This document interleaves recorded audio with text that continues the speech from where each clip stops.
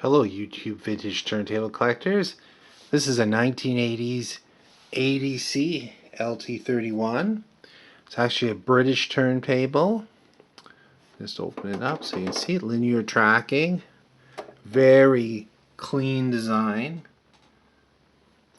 And this thing is so smooth. Just watch how smoothly it starts. Sets right down. If you want to pick it up, you just hit the button. Put it over to the track that you want.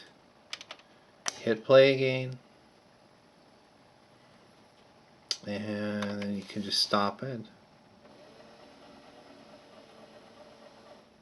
It also has a manual function. If you just hit start and hold the button down, you can take it over to the track you want. So let's say you want to go to the last track and hit start. And then when you're done, reject. It can play continuously with the repeat function as 3345.